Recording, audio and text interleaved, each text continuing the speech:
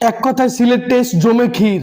তবে Mohammad রিজওয়ানের মাত্রাতিরিক্ত time waste ম্যাচের সিনারিওকে নষ্ট করে দিয়েছে এবং বাংলাদেশি ফিল্ডারকে অনেক বেশি বিরক্ত করেছে। তবে পাকিস্তানের প্রশংসা করতেই হবে, গোটা সিরিজ জুড়ে তারা যেই বাজে পারফরমেন্স করতেছিল সেখান থেকে তারা লাস্ট ইনিংসে যেভাবে কামব্যাক করেছে সেটা এক কথায় প্রশংসনীয়। আজকে দিনের শেষ বেলায় মোহাম্মদ রিজওয়ান এবং সালমান আলী আগা 134 রানের পার্টনারশিপ যখন করে ফেলেছিলেন তখন মনে হচ্ছিল অনায়াসে পাকিস্তান এই ম্যাচ জিতে যাবে। তবে তাইজুল ইসলামের কল্যাণে বাংলাদেশ এই বিশাল পার্টনারশিপকে ভাঙতে সক্ষম হয়। সালমান আলী আগা আউট হলে পরপর হাসান আলীও আউট হয়ে যান।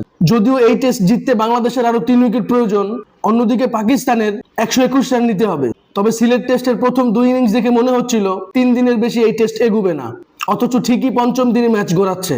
তবে আজকে দিনের শুরুতেই বাংলাদেশি বোলাররা দারুণ শুরু করে পরপর পাকিস্তানি ওপেনারদের উইকেট তুলে নেয়। দ্বিতীয় সেশনে বাবার আজম এবং শান মাসুদের পার্টনারশিপটা বাংলাদেশের জন্য হুমকি হয়ে দাঁড়াচ্ছিল। তবে তাইজুল ইসলাম মেহেদী মিরাজের কল্যাণে তাদের পার্টনারশিপ ভেঙে যায়। দ্বিতীয় সেশনে পাকিস্তান পরপর 3 উইকেট হারালেও মোহাম্মদ রিজওয়ান এবং সালমান আলী আগা বিশাল পার্টনারশিপ করে এবং তাদের এই পার্টনারশিপটা পাকিস্তানকে এই ম্যাচে অনেক দূর এগিয়ে রেখেছে। আগামীকাল বাংলাদেশ এবং পাকিস্তানের উভয়েরই ম্যাচ জেতার সুযোগ রয়েছে। আশা করছি বাংলাদেশ দারুণ প্ল্যানিং করে পাকিস্তানকে অল আউট করে সিলেট টেস্ট জিতবে এবং এই সিরিজে পাকিস্তানকে ক্লিন সুইপ করবে। এ নিয়ে আপনাদের কোনো মতামত থাকলে অবশ্যই আমার সাথে শেয়ার করবেন। ভিডিওটি ভালো লাগলে লাইক, কমেন্ট, শেয়ার, সাবস্ক্রাইব করবেন। ধন্যবাদ।